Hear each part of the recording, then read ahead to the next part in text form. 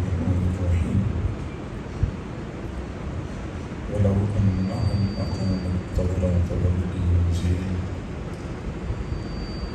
وما أنزل إليهم من ربهم لأكلوا من فوقهم ومن تحت أرجلهم صدق الله العظيم وبلغنا رسوله النبي الكريم ونحن على ذلك لمن الشاهدين والشاكرين والحمد لله رب العالمين.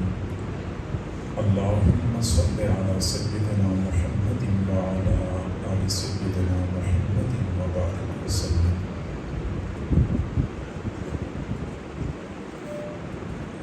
اللہ رب العزت کی نافرمانی اور حضور صلی اللہ علیہ وسلم کی سنتوں سے روگردانی کو گناہ کہتے ہیں،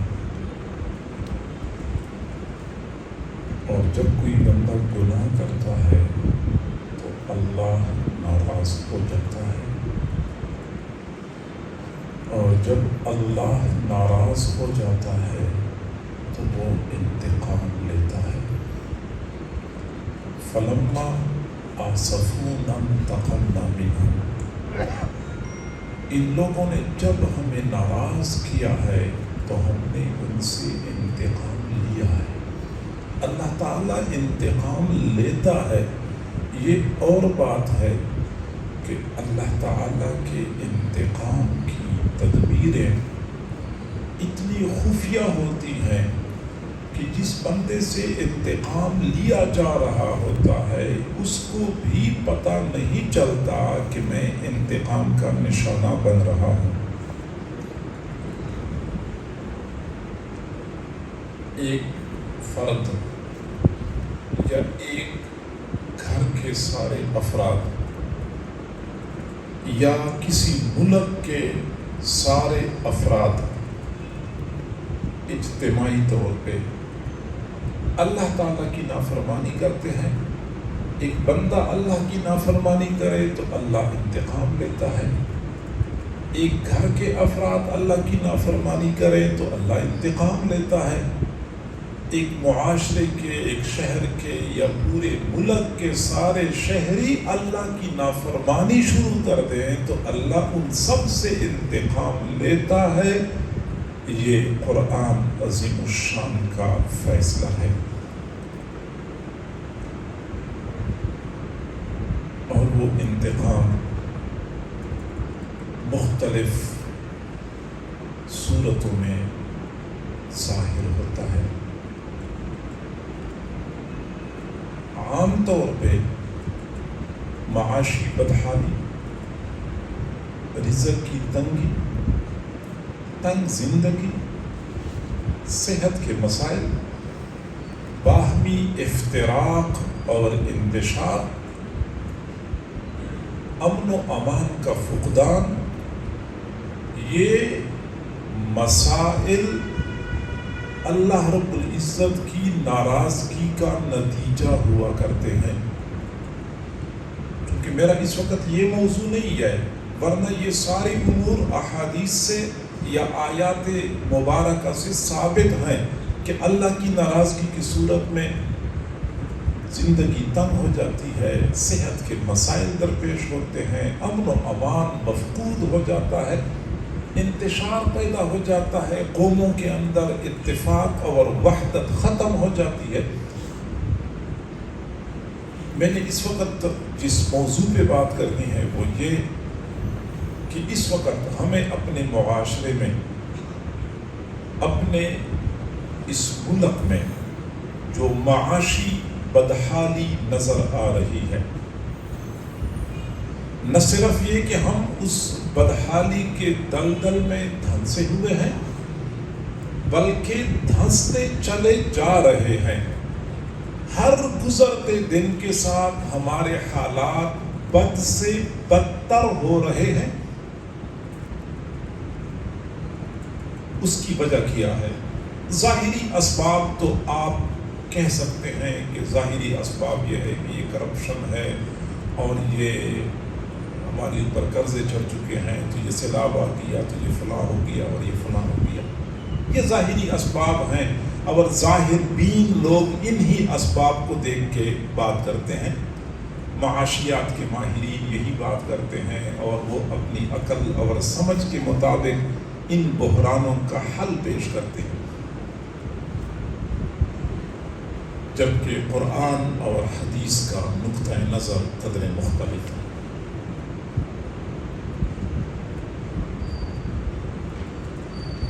مہنگائی بڑھ گئی ہے، قحط کی صورتحال پیدا ہو چکی ہے. اس ملک میں سب کچھ ہونے کے باوجود کچھ بھی نہیں ہے. حضور صلی اللہ علیہ وسلم کی حیات مبارکہ میں اسی طرح ایک واقعہ پیش آیا کہ چیزوں کے ریٹ بڑھ گئے. صحابہ کرام نے حضور صلی اللہ علیہ وسلم سے عرض کیا، اللہ کے نبی، یہ تاجروں نے تو بڑی مہنگائی بنا رکھی ہے، الا تسعر لنا، آپ ہمارے لیے چیزوں کے ریٹ متعین کر دیں. حضور سے عرض کر رہے تھے کہ آپ ریٹ مقرر کر دیں، جس طرح کہ آج کل کی حکومتیں ریٹ مقرر کرتی ہیں کہ گندم کا یہ ریٹ ہے تو چینی کا یہ ہے اور ٹھیک ہے. تو حضور صلی اللہ علیہ وسلم نے فرمایا کہ ان اللہ هو المسعر، اصل ریٹ تو اللہ مقرر کرتا ہے. ظاہر میں تو آپ کہتے ہیں کہ دکاندار گراں فروشی کرتے ہیں، جبکہ حقیقت میں دکاندار کو تو اللہ تم پر مسلط کرتا ہے.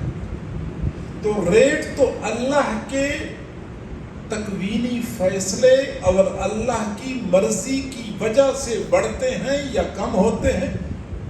ان اللہ هو القابض و ان اللہ هو الباسط. اللہ تعالیٰ چاہتا ہے تو وسائل کو کھول دیتا ہے، بڑھا دیتا ہے، چاہتا ہے تو وسائل کو گھٹا دیتا ہے، لوگوں کو تنگی میں مبتلا کر دیتا ہے. تو حضور صلی اللہ علیہ وسلم کا وہ فرمان ہمیں اس بات کی طرف متوجہ کرتا ہے کہ چینی مہنگی ہو گئی ہے، گندم مہنگی ہو گئی ہے، دوائی مہنگی ہو گئی ہے. ان اللہ هو المسعر. یہ ساری مہنگائی ظاہر میں ہمیں نظر آتی ہے کہ یہ دکانداروں نے مہنگائی بڑھائی ہے تو فلاں نے بڑھا دی ہے، حقیقت میں پیچھے اللہ کی مرضی ہے. اور اللہ تعالیٰ یہ چاہتا ہے کہ جب میرے بندے میری نافرمانی کریں تو میں ان کے لیے ایسے حالات پیدا کروں تاکہ ان کو احساس ہو جائے اور میری طرف رجوع کر لیں. اور وہی لوگ سعادت مند ہوتے ہیں کہ جب اللہ تعالیٰ ان لوگوں کو انتقام کا نشانہ بناتا ہے تو ان لوگوں کو احساس ہو جاتا ہے، پھر وہ اللہ کی طرف رجوع کرتے ہیں، اپنے گریبان میں جھانک کے دیکھتے ہیں، اپنے حالات کا جائزہ لیتے ہیں، اپنے اعمال کو درست کرتے ہیں. اللہ تعالیٰ راضی ہو جاتا ہے، احوال خود بخود درست ہو جاتے ہیں. اور اگر معاملہ ایسا ہو کہ حالات بگڑتے جا رہے ہیں اور ہم ایک دوسرے پر الزام لگا رہے ہیں کہ یہ مہنگائی اور یہ معاشی بدحالی ان کی وجہ سے ہے، وہ کہتے نہیں ان کی وجہ سے، وہ کہتے نہیں وہ پچھلوں کی وجہ سے ہے، یہ پچھلے اور اس وقت اور یہ سلسلے چل رہے ہیں. کوئی بندہ اپنے گریبان میں جھانکنے کے لیے تیار نہیں ہے، کوئی بندہ اپنے کرتوتوں کا جائزہ لینے کے لیے تیار نہیں ہے، تو یہ سلسلہ مزید بڑھتا جائے. ہمیں کیا کرنا چاہیے تاکہ ہمارے معاشی حالات بہتر ہو جائیں؟ میرے بھائیوں، سچی بات یہ ہے، جو لوگ تھوڑی بہت سمجھ رکھتے ہیں وہ اچھی طرح جانتے ہیں کہ یہ قوم جس دلدل میں دھنستی جا رہی ہے، کوئی معجزہ رونما ہو جائے تو یہ قوم نکل سکتی ہے، ورنہ اسباب کے درجے میں اس قوم کا نکلنا تقریباً ناممکن نظر آتا ہے. ایسے ہمیں جکڑا کیا ہے، ایسے ہمیں شکنجے میں کسا کیا ہے، سود میں اور قرضوں میں اور عالمی مالیاتی اداروں نے جو ہمارے ساتھ گیم کھیلی ہوئی ہے، تو اس کے ہوتے ہوئے اسباب کے درجے میں نکلنے کا کوئی راستہ نظر نہیں. ہاں، اللہ کی طرف رجوع کریں، اللہ تعالیٰ سے مانگیں، اللہ تعالیٰ کوئی معجزہ دکھا دے، کوئی اپنے خزانوں سے کوئی وسائل ہمیں ایسے عطا کر دے کہ ہمارے لیے کوئی نکلنے کا راستہ بن جائے. ہمیں کیا کرنا چاہیے؟ سب سے پہلا کام یہ کہ ہمیں اللہ کی طرف رجوع کرنا چاہیے. جلسوں سے، جلوسوں سے، احتجاج سے، اس سے کام نہیں بننا۔ اللہ کی طرف رجوع کرے۔ ہم نے بہت جلوس کیا، ہم نے بہت جلسے کیا، ہم نے بہت احتجاج کیا، مہنگائی کم کر دی۔ اب آپ دیکھتے ہیں پہلے پیٹرول 10 روپے ریٹ بڑھ جاتا تھا، لوگ احتجاج کرتے تھے، اب 30 روپے بڑھ جاتا ہے، 40 بڑھ جاتا ہے، لوگ تھک گئے۔ پتہ چل گیا کہ احتجاج سے مسئلہ حل نہیں ہونا، تو اللہ کی طرف رجوع کریں، کیونکہ یہ اوپر سے آئی ہوئی پریشانی ہے اور یہ اوپر کے فیصلوں سے ہی یہ پریشانی حل ہوگی۔ عباسی خاندان کا ایک مشہور بادشاہ گزرا ہے، معتصم باللہ۔ معتصم باللہ اچھا آدمی تھا، تو اس کے زمانے میں قحط پڑ گیا۔ اب اس بادشاہ نے قحط کو ختم کرنے کے لیے اپنے خزانوں کے دروازے کھول دیے اور اپنی رعایا پر مال لوٹانا شروع کر دیا۔ لیکن کب تک وہ رعایا کو کھلاتا رہے؟ کیونکہ جب اللہ کی طرف سے کوئی وسائل نہیں آ رہے ہوتے تو خزانے میں کتنا سرمایہ ہوتا ہے کہ کروڑوں عوام کو کھلایا جائے۔ چنانچہ دن گزرتے گئے اور خزانوں میں مال اموال کی کمی ہوتی گئی، حالات بہتر ہوتے نظر نہیں آ رہے تھے۔ بادشاہ بیچارہ بڑا غمگین تھا، پریشان تھا کہ مسئلہ کس طرح حل ہوگا۔ ایک وزیر با تدبیر نے پوچھا، بادشاہ سلامت آپ بڑے مغموم ہیں؟ تو اس نے کہا، وزیر صاحب آپ کو حالات کا تو پتہ ہے، مجھے پریشانی یہ ہو رہی ہے کہ رعایا کو کھانے کو کچھ نہیں مل رہا، میرے پاس وسائل ختم ہوتے جا رہے ہیں، مجھے کوئی ایسا واقعہ سناؤ، کوئی ایسی کہانی سناؤ کہ تھوڑا سا میرا خیال دوسری طرف چلا جائے، یہ میرا غم ہلکا ہو جائے۔ وزیر با تدبیر بڑا سمجھدار تھا، اس نے ایک فرضی واقعہ سنایا۔ یہ فرضی واقعہ ہے، یہ کوئی حقیقی نہیں ہے، لیکن بات سمجھنے کے لیے بہت مناسب ہے۔ وزیر نے کہا کہ بادشاہ سلامت، پچھلے زمانے میں ایک بندر تھا جو جنگل میں رہتا تھا، اس کا ایک چھوٹا بچہ تھا، وہ ہر وقت بچے کو ساتھ لیے پھرتا تھا اور اس کو اس بات کا خطرہ تھا کہ میرے بچے کو کوئی اور جانور نقصان نہ پہنچائے۔ بندر کو کسی دوسرے علاقے میں یا دوسرے جنگل میں جانا تھا، تو سوچا کہ اس بچے کو ساتھ لیے پھرتا رہوں گا تو حالات پتہ نہیں کیسے ہوں گے، تو یہ اچھا نہیں ہے کہ میں اس کو ساتھ لے جاؤں، تو میں یہاں اپنا بچہ کسی کے حوالے کرتا ہوں، وہ اس کی حفاظت کرے گا، میں واپس آ جاؤں گا تو اپنا بچہ اس سے لے لوں گا۔ جب اس نے دائیں بائیں غور کیا، دیکھا تو نظر پڑ گئی شیر پر کہ وہ جنگل کا بادشاہ ہے اور میں اس کو اپنا بچہ سپرد کرتا ہوں، وہ حفاظت کرنا جانتا ہے، اس کے پاس صلاحیت ہے، وہ میرے بچے کی حفاظت کرے گا۔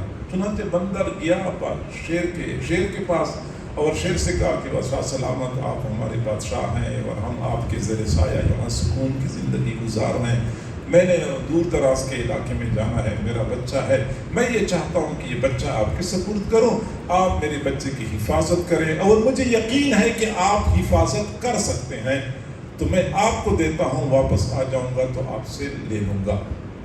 شیر نے کہا کوئی مسئلہ نہیں ہے، آپ اپنا بچہ میرے حوالے کر دیں۔ چنانچہ بندر نے اپنا بچہ شیر کے حوالے کر دیا۔ بندر چلا گیا اپنے کام کے لیے، 4-5 دن 6 دن ہفتہ اس نے گزارنا تھا۔ ادھر شیر نے سوچا کہ میں نے اس بچے کی حفاظت کرنی ہے، کیونکہ اگر میں نے حفاظت نہیں کی تو میرے لیے بڑی بدنامی کی بات ہے کہ جنگل کا بادشاہ اور بندر کے بچے کی حفاظت نہیں کر سکا۔ چنانچہ شیر جہاں کہیں جاتا تھا بندر کے بچے کو اپنی پشت پہ سوار کرا کے ساتھ لیے پھرتا تھا اور کوئی اور جانور اس بچے کی طرف غلط نظر سے بھی نہیں دیکھ سکتا تھا، کیونکہ شیر نے اس کو پناہ دی ہوئی تھی۔ تو بندر کے بچے کو بھی بڑی خوشی ہو رہی تھی، کیونکہ شیر کی پشت کے اوپر مسلسل سواری کرتا تھا، مفت میں پھرتا رہتا تھا۔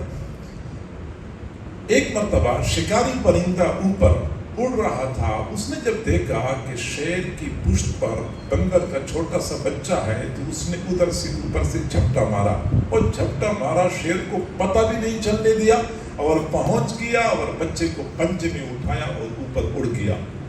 شیر نے اس بچے کو واپس لینے کے لیے بہت اونچی چھلانگ لگائی، لیکن شیر کی چھلانگ کتنی ہو سکتی ہے، وہ شکاری پرندہ تھا، وہ اڑ کے چلا گیا۔ شیر بہت غرایا، بہت غیظ و غضب کا مظاہرہ کیا، لیکن شکاری پرندہ بندر کا بچہ اوپر لے کے چلا گیا۔ شیر بہت پریشان تھا، ندامت ہو رہی تھی کہ میں بندر کو کیا جواب دوں گا۔ چند دنوں کے بعد جب بندر واپس آیا تو شیر سے ملاقات کرنے کے بادشاہ سلامت میرا بچہ۔ شیر خاموش اور کوئی جواب نہیں دے سکتا۔ بندر کو اندازہ ہو گیا کہ میرا بچہ صحیح سلامت نہیں ہے۔ اس نے کہا بادشاہ سلامت، میں نے آپ کے اوپر اعتماد کیا تھا، اگر آپ میرے بچے کی حفاظت نہیں کر سکے تو جنگل کے باقی حالات کا کیا ہو؟ شیر نے آخر میں کہا کہ دیکھیں، بات اصل میں یہ ہے کہ آپ کے بچے کی حفاظت کا میں نے وعدہ کیا تھا، اور آپ یقین کریں اگر کوئی زمینی بلا ہوتی تو وہ مجھے تو ٹکڑے ٹکڑے کر دیتی، لیکن آپ کے بچے تک وہ بلا نہ پہنچ پاتی۔ میں اپنے جسم کے ٹکڑے ٹکڑے کروا دیتا، آپ کے بچے کی حفاظت کرتا، لیکن میں کیا کروں؟ آسمان سے آئی ہوئی بلا تھی، میں اس کا کیا مقابلہ کر سکتا؟ یہ آسمان سے آئی ہوئی بلا کا مقابلہ زمینی مخلوق تو نہیں کر سکتی۔ وزیر نے اس بادشاہ کو اشارہ دیا کہ یہ جو حالات بنے ہوئے ہیں، آپ خزانوں کے دروازے کھولیں اور جتنی کوشش کریں کر لیں، یہ اوپر سے آئی ہوئی مصیبت ہے، اس کا مقابلہ زمینی مخلوق نہیں کر سکتی۔ ہمارے اوپر جو معاشی بدحالی مسلط ہو چکی ہے، یہ اوپر سے آئی ہوئی مصیبت ہے۔ یہ عالمی مالیاتی ادارے یہ ہمارے مسائل حل نہیں کر سکتے۔ یہ چائنا اور سعودی عرب اور متحدہ عرب امارات، یہ حکومتیں ہمارے مسائل حل نہیں کر سکتی، کیونکہ اوپر سے آئی ہوئی مصیبت ہے۔ اوپر کی جانب سے کوئی اچھا فیصلہ آئے گا تو پھر کہیں جا کے ہمارے مسائل حل ہوں گے۔ لہٰذا فرض بنتا ہے کہ ہم اللہ کی طرف رجوع کریں۔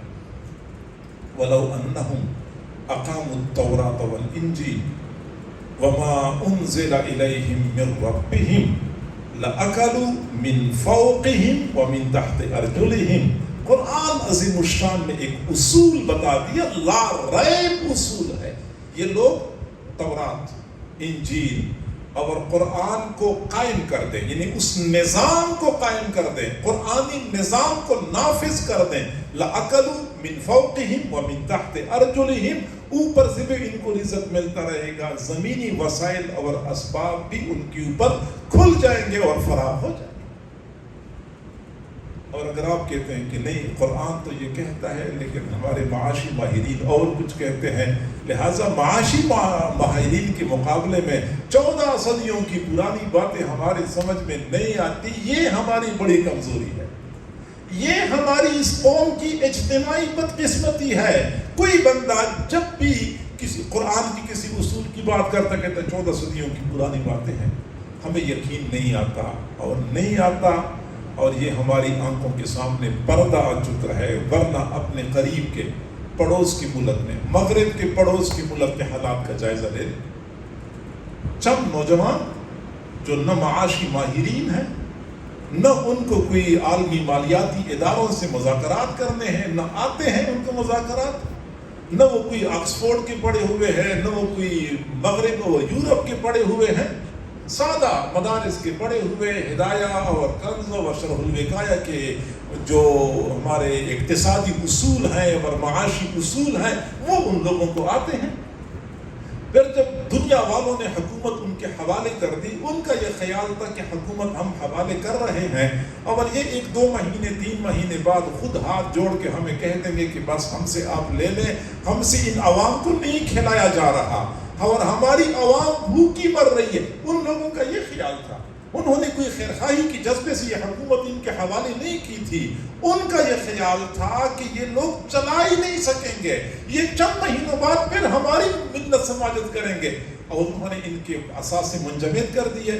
جو ان کے پاس وسائل تھے وہ سارے کے سارے لوٹ کے لے کے چلے گئے۔ ان کا یہ خیال تھا یہ بھوکے مر گئے، لیکن دنیا نے دیکھ لیا کہ نہ تو وہ معاشی ماہرین تھے، نہ انہوں نے عالمی مالیاتی اداروں کے سامنے ہاتھ پھیلائے، نہ کسی بڑی سپر پاور کے سامنے سر جھکایا، نہ کسی کے سامنے جھولی پھیلائی، نہ کسی کے سامنے کشکول آگے کر دی۔ انہوں نے اس اصول کو اپنایا جو آج سے 14 صدیاں پہلے قرآن عظیم الشان نے بتایا تھا، وَلَوْ أَنَّهُمْ أَقَامُوا التَّوْرَاةَ وَالْإِنْجِيلَ وَمَا أُنزِلَ إِلَيْهِمْ مِنْ رَبِّهِمْ لَأَكَلُوا مِنْ فَوْقِهِمْ وَمِنْ تَحْتِ أَرْجُلِهِمْ۔ پوری دنیا کسی ملک نے آج تک ان کو تسلیم نہیں کیا، اور دنیا کا ہر ملک ان کے ساتھ اقتصادی معاہدے کرنا اپنی سعادت سمجھتا ہے۔ وہ لوگ تسلیم نہیں کرتے اور معاہدے کر رہے ہیں، کیونکہ ان قوموں کی مجبوری ہے، ان کی مجبوری نہیں ہے۔ ان کو تو اللہ تعالیٰ اوپر سے بھی کھلاتا ہے، نیچے سے بھی اللہ تعالیٰ کھلاتا ہے، زمین نے اپنے وسائل کھول دیے ہیں اور دنیا والے حیران۔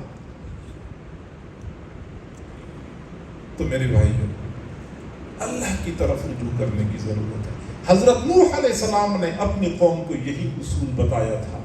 بھوک ہے، قحط ہے، معاشی وسائل کم ہو چکے ہیں، تنگی ہے، فَقُلْتُ اسْتَغْفِرُوا رَبَّكُمْ إِنَّهُ كَانَ غَفَّارًا يُرْسِلِ السَّمَاءَ عَلَيْكُمْ مِدْرَارًا وَيُمْدِدْكُمْ بِأَمْوَالٍ، تمہارے اموال میں اللہ اضافہ کر دے گا، وَبَنِينَ، تمہاری اولاد میں اللہ اضافہ کرے گا، وَيَجْعَلْ لَكُمْ جَنَّاتٍ، باغات تمہارے مال وہ پھل خوب دیں گے، وَيَجْعَلْ لَكُمْ أَنْهَارًا، تمہارا پانی خشک نہیں ہوگا، تمہاری نہریں، تمہاری کنویں یہ خشک نہیں ہوں گے، اور تمہارے دریا خشک نہیں ہوں گے، بلکہ دریا میں پانی کی روانی ہوگی، نہروں میں پانی آئے گا، کنووں کے اندر پانی کی سطح اوپر کو آ جائے گی۔ حضرت عمر فاروق رضی اللہ تعالیٰ عنہ کے زمانے میں قحط پڑ گیا، بارش نہیں ہو رہی تھی، لوگوں کو کھانے کے لیے غلہ نہیں مل رہا تھا۔ حضرت عمر رضی اللہ عنہ جیسے منتظم بندہ فوراً حکم جاری کر دیا، مصر سے، شام سے، فلسطین سے غلے کے قافلے آنا شروع ہو گئے۔ اونٹ، ہزار ہزار اونٹ کا ایک ایک قافلہ ہوا کرتا تھا، یہ غلہ آ رہا تھا تاکہ، لیکن غلہ آ جاتا تھا، لوگ کھا جاتے تھے، اوپر سے بارش ہو نہیں رہی تھی۔ حضرت عمر رضی اللہ عنہ پریشان تھے کہ کیا کیا جائے۔ انہی دنوں میں ایک صحابی تھے حضرت بلال بن حارث مزنی رضی اللہ تعالیٰ عنہ، ان کو خواب میں رسول اللہ صلی اللہ علیہ وسلم کی زیارت ہوئی اور فرمایا کہ میں تو عمر کو بڑا ہوشیار سمجھتا تھا، بڑا سمجھدار جانتا تھا کہ عمر بڑا سمجھدار ہے۔ اتنی سی بات فرمائی۔ صبح کے وقت حضرت بلال بن حارث نے حضرت عمر سے کہا کہ میں نے حضور صلی اللہ علیہ وسلم کو خواب میں دیکھا، حضور نے فرمایا کہ میں تو عمر کو بڑا سمجھدار سمجھتا تھا، یہ گویا کہ سمجھداری کے خلاف کام کر رہا ہے۔ حضرت عمر رضی اللہ عنہ بڑے پریشان ہو گئے کہ میں نے کون سا ایسا کام کیا ہے جو رسول اللہ کو ناپسند آیا ہے۔ چنانچہ اسی وقت بڑے بڑے صحابہ کرام کو اکٹھا کر لیا کہ آپ لوگ مجھے بتائیں، میرے اعمال میں، میرے طریقہ کار میں، میرا طرز حکمرانی میں کوئی ایسا کام آپ کو نظر آتا ہے جو رسول اللہ کی ترتیب سے ہٹ کے ہو، جو شریعت مطہرہ کی اصولوں کے خلاف ہو؟ مجھے بتا دو کہ میں ٹھیک کر دوں، مجھے تو ادھر سے یہ خبر ملی ہے۔ تو بڑے صحابہ کرام نے کہہ دیا کہ دراصل آپ نے اس قحط کو ختم کرنے کے لیے زمینی وسائل اور اسباب تو اپنا لیے، استعمال کر لیے، لیکن آپ نے اللہ کی طرف رجوع نہیں کیا جیسا کہ کرنا چاہیے تھا۔ پھر حضرت عمر رضی اللہ عنہ کو یہ بات سمجھ میں آ گئی، پھر مدینہ کے لوگوں کو اکٹھا کیا، تو پھر صلاۃ الاستسقاء کے لیے نکلے، وہاں اللہ سے معافی مانگی، اللہ کی طرف رجوع کر لیا، بارش ہو گئی، دوبارہ ایک مرتبہ خوشحالی آ گئی۔ اللہ کی طرف رجوع یہ ہمارے حالات کو بدل سکتا ہے۔ میرے بھائیو، اللہ جب دیتا ہے، یہ ہمارے اللہ کے پاس، چائنا کے پاس اتنا سرمایہ کہاں ہے جتنا اللہ کے پاس ہے، IMF کے پاس اتنا سرمایہ کہاں ہے جتنا اللہ کے پاس ہے۔ کیوں ہم مخلوق کے سامنے ذلیل ہوتے ہیں؟ اللہ کو راضی کیوں نہیں کرتے؟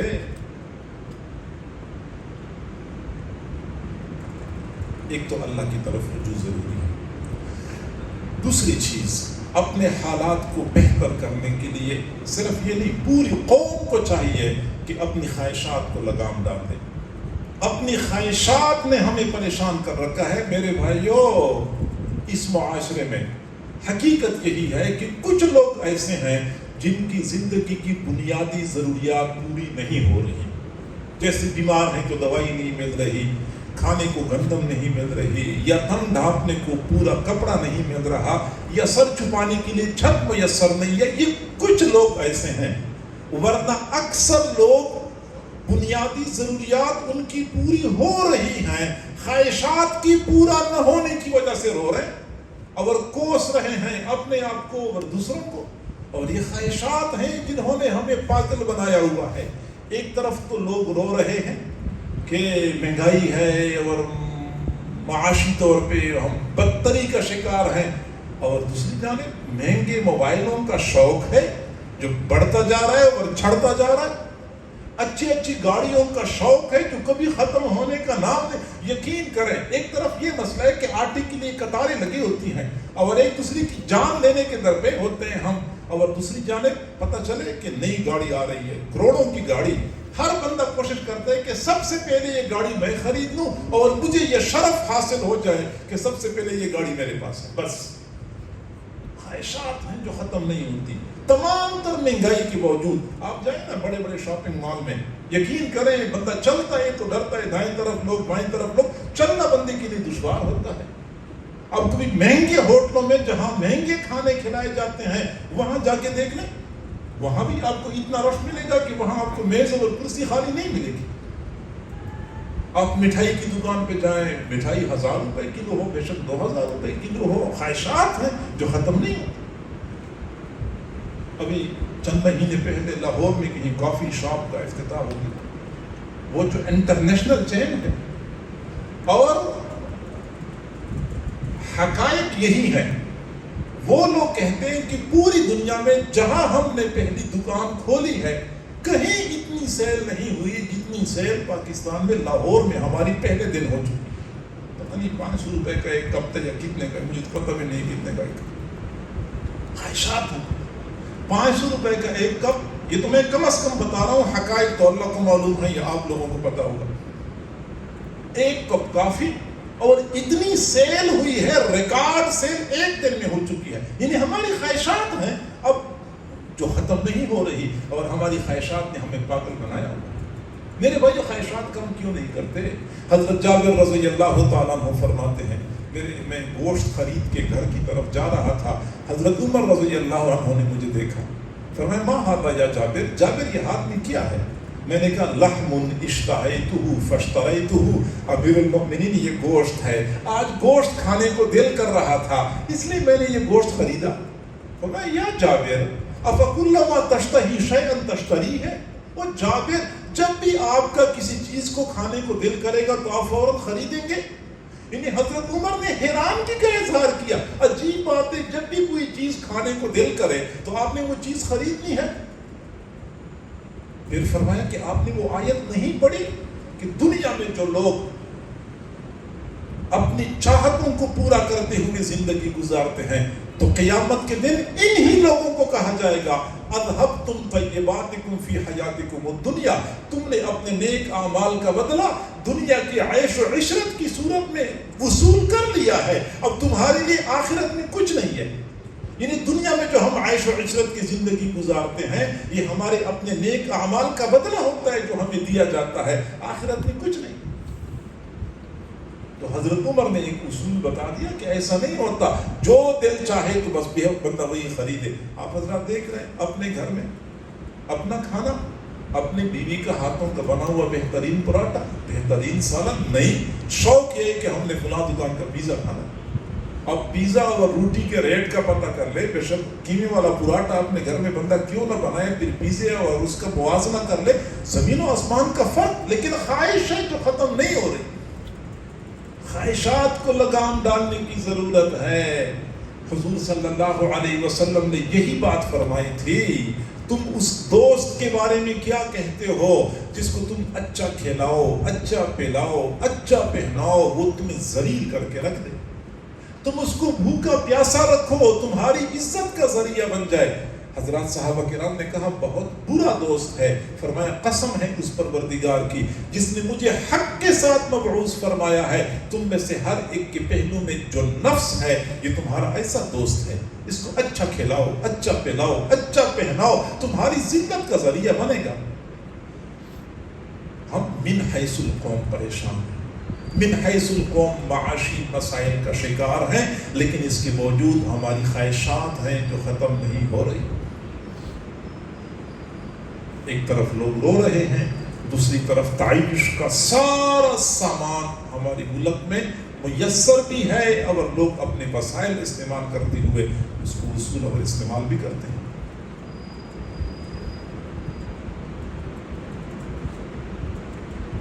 حضرت عمر رضی اللہ عنہ کے زمانے میں گوشت مہنگا ہو گیا۔ لوگوں نے کہا کہ امیر المومنین گوشت مہنگا ہو گیا ہے، آپ ہمارے لیے ریٹ مقرر کر دیں، کسائی زیادتی کرتے ہیں، ریٹ کم کروا دیں۔ حضرت عمر نے فرمایا کہ ارخصوہ انتم، تم خود اس کا ریٹ کم کر دو۔ لوگوں نے کہا امیر المومنین گوشت ہم نہیں بیچتے، کسائی بیچتے ہیں، ہم ریٹ کیسے کم کر سکتے ہیں، وہ تو کسائی ریٹ لگاتے ہیں۔ تو فرمایا اترکوہ، گوشت کا ریٹ کم کرنے کا آسان طریقہ یہ ہے کہ اس کا کھانا چھوڑ دو، بس کھانا چھوڑ دو۔ میں مانتا ہوں دوائی بندہ نہیں چھوڑ سکتا، مجبوری ہے، آٹا نہیں چھوڑ سکتے، مجبوری ہے، پانی نہیں چھوڑ سکتے، مجبوری ہے، تن ڈھانپنے کے لیے کپڑا مجبوری ہے، سر چھپانے کے لیے چھت یہ مجبوری ہے۔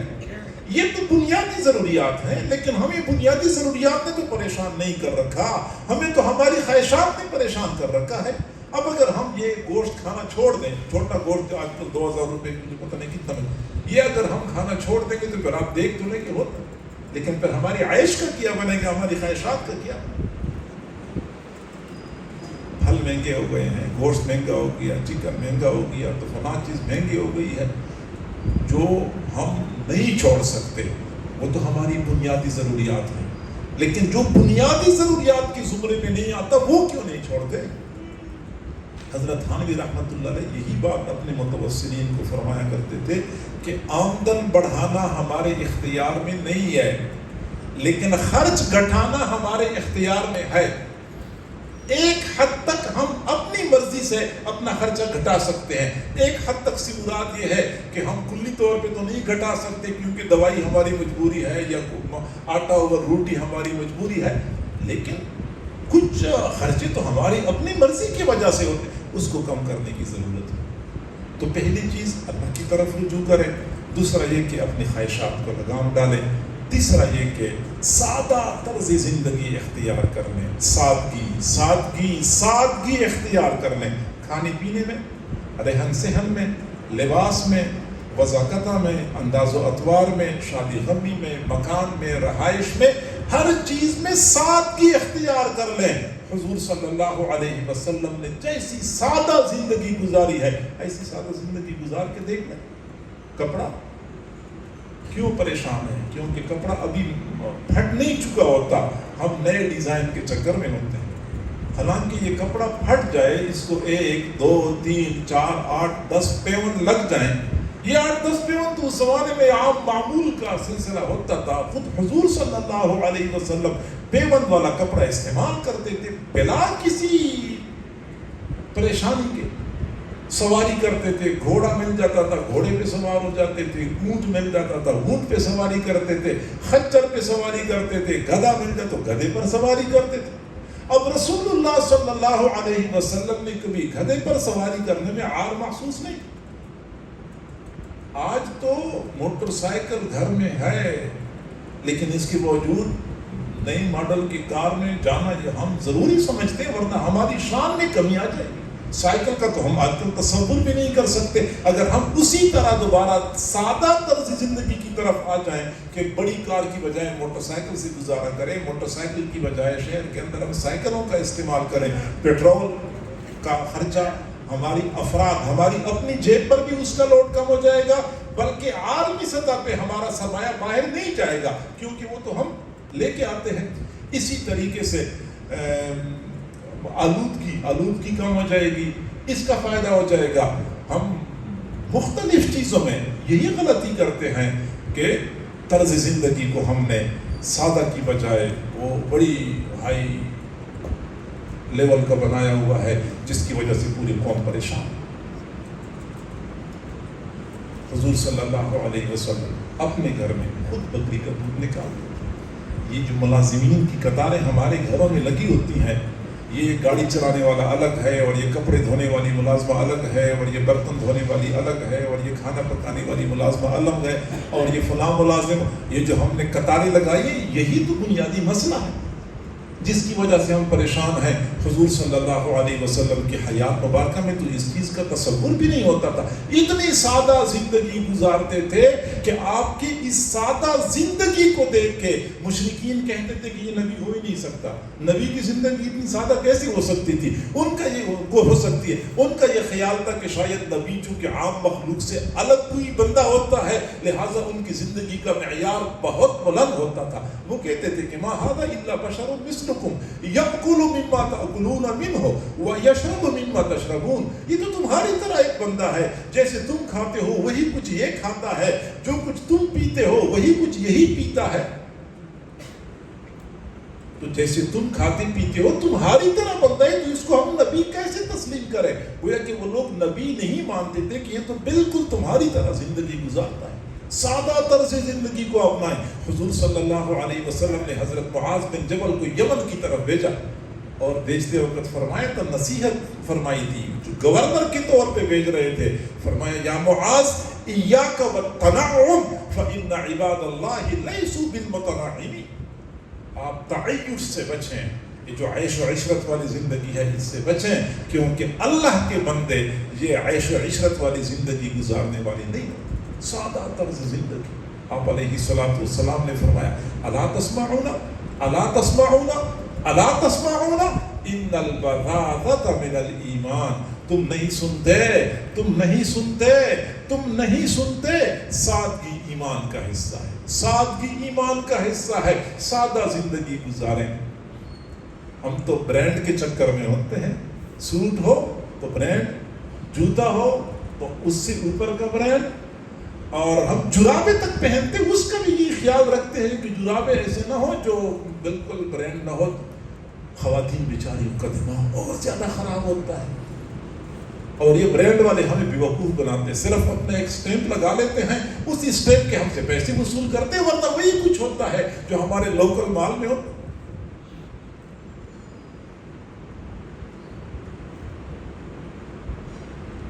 سادگی اختیار کر لیں، مسائل بہت حل ہو جائیں گے. یعنی ہمارے پاس صرف اسی برانڈ کی وجہ سے ہماری اس قوم کا بہت سارا سرمایہ باہر ملکوں میں جا رہا ہے. ہم جو 1-1 کروڑ ڈالر کے لیے وہ ان کے سامنے جھولی پہ لاتے ہیں، ہاتھ پہ لاتے ہیں، ہمارے کروڑوں نہیں اربوں ڈالر ہمارے سے چلے جاتے ہیں صرف برانڈ کے نام پہ کہ وہ باہر کے ممالک کے برانڈ ہوتے ہیں اور وہ صرف ہمیں بیوقوف بنانے کا ایک طریقہ. یعنی آپ حیران ہو جائیں گے. چند مہینے پہلے، یہ شاید 1 مہینہ پہلے کی بات ہے، میں نے ایک تحریر پڑھی کہ ہماری اس ملک میں جو ہمارا تعلیم کا نظام ہے اس میں آکسفورڈ یونیورسٹی کا نصاب بعض اسکولوں میں پڑھایا جاتا ہے او لیول میں، اور وہیں سے شاید پرچے بن کے آتے ہیں یا وہیں سے امتحان لیا جاتا جو بھی ہے.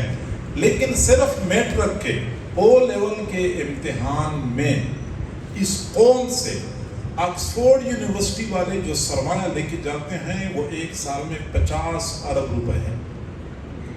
50 ارب روپے صرف ایک یونیورسٹی ہم سے ہماری سرزمین پہ ہم سے لے کے جاتا ہے.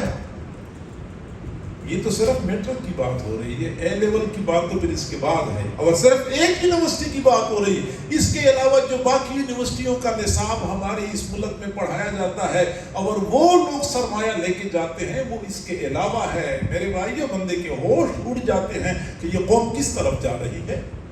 کیا اس طرح نصاب ہم مرتب نہیں کر سکتے؟ کیا اس طرح نظام امتحان ہم نہیں بنا سکتے؟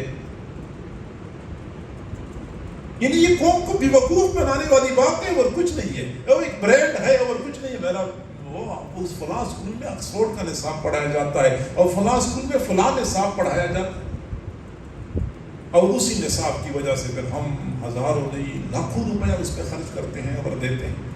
تو میرے بھائیو، یہ برانڈ کے چکر میں نہ پڑیں. اب مزید سادہ زندگی اختیار کر لیں، انشاءاللہ ہمارے مسائل حل ہو جائیں گے. شریعت مطہرہ کی تعلیمات یہی ہیں.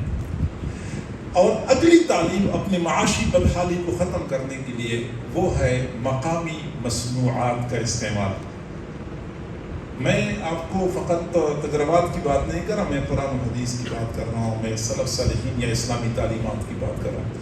حضرت علی رضی اللہ تعالیٰ عنہ خلیفہ تھے، کوفہ میں تھے، اور ان کو مدینہ کے لوگوں نے خط بھیجا کہ ہماری طرف کشمش مہنگے ہو چکے ہیں کشمش مہنگے ہو چکے ہیں تو آپ کچھ کریں تاکہ یہ ریٹ کم ہو جائے.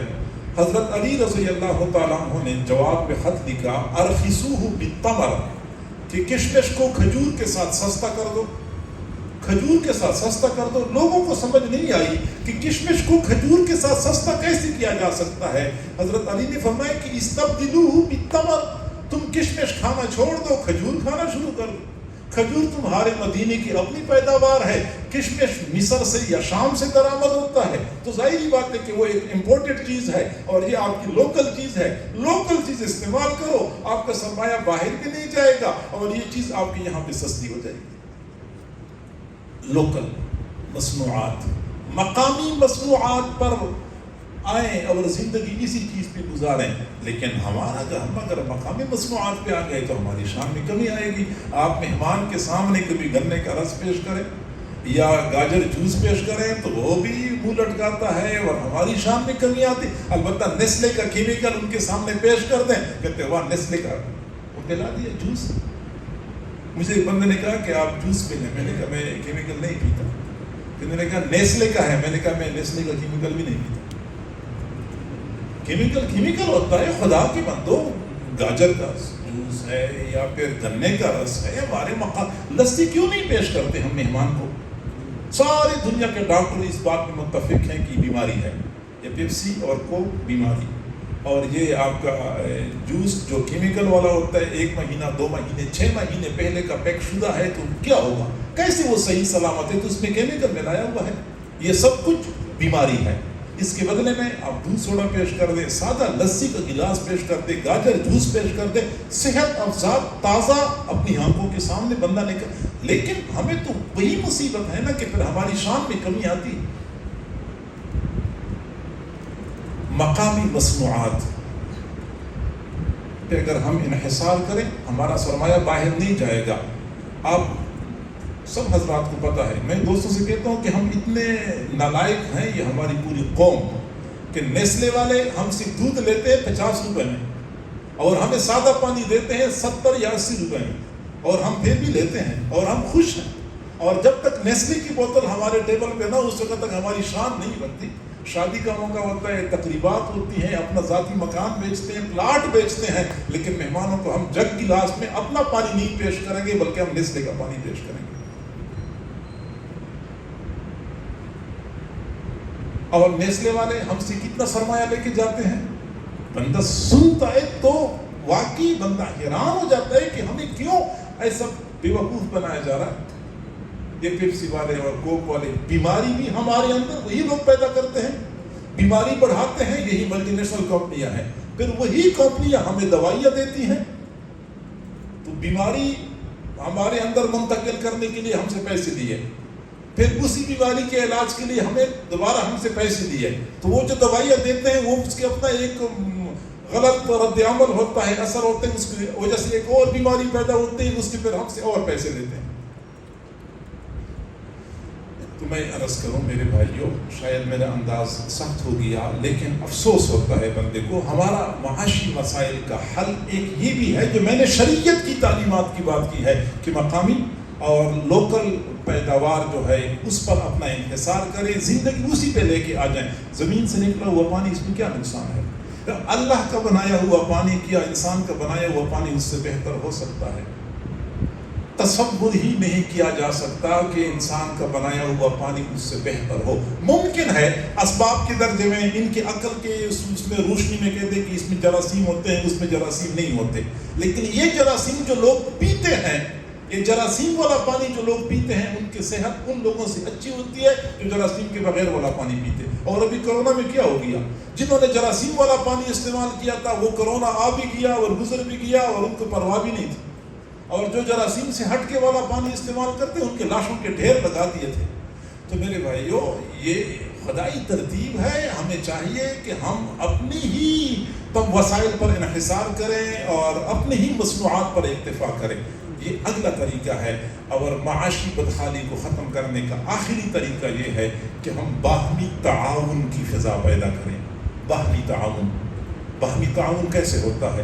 حضور صلی اللہ علیہ وسلم جب مکہ مکرمہ سے مدینہ منورہ تشریف لے گئے، آپ کے ساتھ مہاجرین کے لوٹے پٹے قافلے تھے.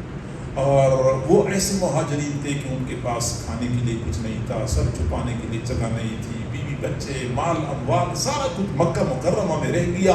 لیکن حضور صلی اللہ علیہ وسلم نے جس سمجھداری اور دانائی کا مظاہرہ کر لیا کہ انصار اور مہاجرین کے درمیان مواخات قائم کر دی. ایسی مواخات انصار کو واقعی انہوں نے کمال کر دیا کہ اپنے باغات آدھے کر دیے، مکان آدھے کر دیے، آدھا مکان مہاجر بھائی کو، آدھا مکان اپنے پاس رکھا، باغات آدھے کر دیے.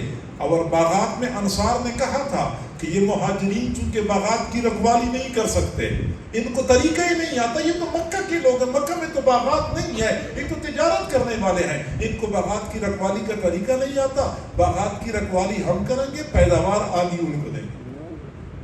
اور آپ کو پتہ ہوگا، حیران ہو جاتا ہے بندہ کہ ایک صحابی اپنے مہاجر بھائی سے کہتا ہے کہ میرے 2 بیویاں ہیں، آپ ان دونوں کو دیکھ لیں، جو آپ کو پسند ہے میں اس کو طلاق دے دوں گا، وہ آپ نے کہا میں لے لیں اور دوسری میرے پاس رہ جائے گی. یعنی ایثار اور قربانی کی حد کر دی ہے، انسانی تاریخ اس کی نظیر پیش نہیں کر سکتی. یہ وہ باہمی تعاون تھا، اور اسی باہمی تعاون کے نتیجے میں مختصر مدت میں پھر وہی مہاجرین تھے جو اپنے پیروں پہ کھڑے ہو گئے. یہ وہی عبد الرحمن بن عوف تھے جن کو دوسرے صحابی نے پیشکش کی تھی کہ آپ میری 2 بیویوں کو دیکھ لیں، جو آپ کو پسند ہو وہی بیوی آپ کے لیے میں طلاق دے دوں گا، آپ اس سے نکاح کر لیں. انہوں نے فرمایا مجھے صرف بازار کا راستہ بتا دے، باقی پھر آپ فکر نہ کریں. وہ باہمی تعاون کا نتیجہ تھا کہ پھر چند مہینے گزرے تھے کہ حضرت عبد الرحمن بن عوف اپنے پاؤں پہ کھڑے ہو گئے، شادی بھی کر لی اور خوشحالی کی زندگی گزار رہے تھے. باہمی تعاون. حضور صلی اللہ علیہ وسلم نے ایک اصول بتایا ہے، طعام الواحد یکفی للاثنین. ایک بندے کا کھانا 2 بندوں کے لیے کافی ہو سکتا ہے، 2 بندوں کا کھانا 4 بندوں کے لیے کافی ہو سکتا ہے. حضرت ابو ذر غفاری کو حضور نے فرمایا اذا طبخت مرقۃ فاکثر ماءها وتعاهد جیرانک. آپ نے کوئی سالن بنانا ہو تو سالن میں آپ ایسا کریں کہ تھوڑا سا پانی زیادہ ڈال دیں اور پڑوسیوں کا لحاظ کریں. یہ نہیں کہا کہ آپ گوشت زیادہ ڈال دیں اور سبزی زیادہ ڈال دیں، نہیں، صرف پانی بڑھانے سے ہی کام چل جائے گا. پانی بڑھائیں گے معیار یقیناً کم ہو جائے گا، لیکن آپ اپنے اڑوس پڑوس کا خیال کر سکیں گے، ان کو ساتھ شریک کر سکیں گے. یہ ہے باہمی تعاون. اور افسوس سے کہنا پڑتا ہے کہ ہمارے ہاں تو معاملہ ہی الٹا ہے. مہنگائی اوپر سے 10 روپے ہو جاتی ہے، یہاں دکاندار 20 روپے مہنگائی بڑھا دیتے ہیں. وہ کہتے ہیں کہ ریٹ بہت بڑھ گئے ہیں. ریٹ جتنے بڑھتے ہیں یہاں والے اس سے دگنا بڑھا دیتے ہیں. پیٹرول 5 روپے بڑھتا ہے اور گاڑیوں والے 10 روپے کرایہ بڑھا دیتے ہیں. کہتے ہیں بھائی پیٹرول بڑھ گیا، ڈیزل مہنگا ہو گیا ہے تو لہٰذا کرایہ بڑھا دی. یعنی موقع سے فائدہ اٹھاتے ہیں. میں مانتا ہوں مہنگائی ہے، لیکن کچھ تو مہنگائی ہے، کچھ مصنوعی طور پہ مہنگائی بنائی گئی ہے. کوئی کس سے پوچھتا نہیں ہے کہ پیچھے سے یہ ریٹ کتنا بڑھ گیا ہے. آج دکاندار کہتے ہیں کہ بھائی کل تو یہ چیز 100 کی تھی لیکن آج 200 کی ہے، کیونکہ ہر گزرتے دن کے ساتھ ریٹ بڑھتے جا رہے ہیں. لوگ خریدنے والے بیچارے مجبور ہوتے ہیں، خرید لیتے ہیں، حالانکہ پیچھے سے 20 روپے کا اضافہ ہو چکا ہوتا ہے، یہاں یہ 100 روپے ریٹ بڑھا دیتے ہیں. یعنی موقع سے فائدہ اٹھاتے ہیں. باہمی تعاون کوئی نہیں ہے. حالت یہ ہے بے روزگاری بڑھ گئی، لوگوں کو روزگار نہیں مل رہا. مالکان نے کیا کر دیا کہ مزدوروں اور ملازمین کی مجبوری سے فائدہ اٹھاتے ہیں، انہوں نے ان کی اجرت کم کر دی. کام بڑھا دیا کہ پہلے 8 گھنٹے کام ہوتا تھا، اب 10 گھنٹے کام کریں گے، 12 گھنٹے کام کریں گے، اور اجرت کم کر دی کیونکہ پتہ ہے کہ یہ مجبور ہے اور لوگوں کی مجبوری سے فائدہ اٹھاتے ہیں. میرے بھائی باہمی تعاون کی راہ اگر ہموار کی جائے، باہمی تعاون کا فائدہ کیا ہوگا. امیر عمرا غریبوں کے ساتھ تعاون کریں گے تو غریبوں کا تو اسی وقت حالات بہتر ہو جائیں گے، اور امیروں کے حالات اللہ اوپر سے بہتر کر دے گا، کیونکہ اللہ تعالیٰ ایک کے بدلے 700 دیتا ہے. تو اوپر سے پھر اللہ تعالیٰ خزانوں کے دروازے کھول دے گا. امیروں کو اس لیے خوشحالی آ جائے گی کیونکہ وہ غریبوں کے اوپر خرچ کرتے ہیں اور غریبوں کو براہ راست امیروں سے ملتا رہے گا. تو جب باہمی تعاون کا سلسلہ بنے گا تو اللہ کی طرف سے رحمتیں متوجہ ہو جائیں گی. اللہ تعالیٰ بہت غیور ذات ہے. جب اللہ تعالیٰ دیکھتا ہے کہ یہ میرے بندے پریشانی میں ہیں، اچھا بندے پریشانی میں ہیں، یہ امیر عمرا میرے غریب بندوں کے اوپر خرچ کرتے ہیں، تو میں تو زیادہ خزانوں والا ہوں، میں کیوں خرچ نہ کروں. پھر اللہ تعالیٰ غیور ہے، پھر وہ اپنی شان کے مطابق بدلہ دیتا ہے. لہٰذا یہ چند ایک اسباب ہیں، اگر ہم نے یہ اختیار کر لیے تو امید کی جاتی ہے کہ حالات ہمارے بہتر ہو جائیں گے. ورنہ پھر آپ کو نظر آ رہا ہے کہ ہر گزرتے دن کے ساتھ ہمارے حالات بد سے بدتر ہوتے جا رہے ہیں. اللہ تعالیٰ ہم سب کو سمجھنے اور عمل کرنے کی توفیق عطا فرمائے. وآخر دعوانا ان الحمد للہ رب العالمین. دعا کرتے ہیں، لیکن دعا سے پہلے تھوڑی دیر کے لیے ہم مراقبہ کریں.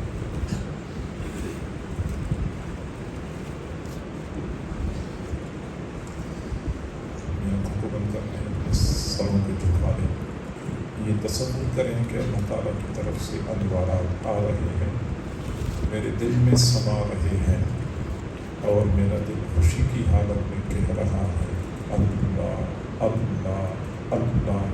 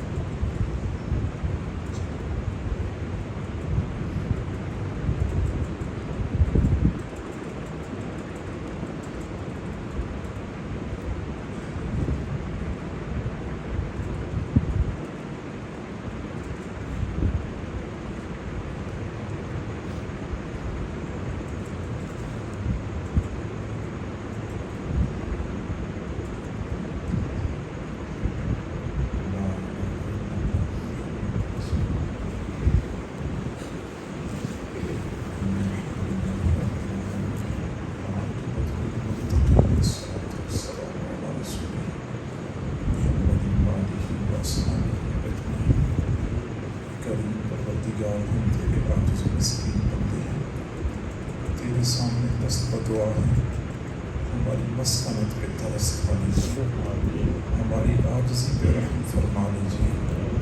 اللہ ہمارے گناہوں کو معاف فرما، ہماری خطاؤں کو معاف فرما، ہمارے عیبوں کی پردہ پوشی فرما۔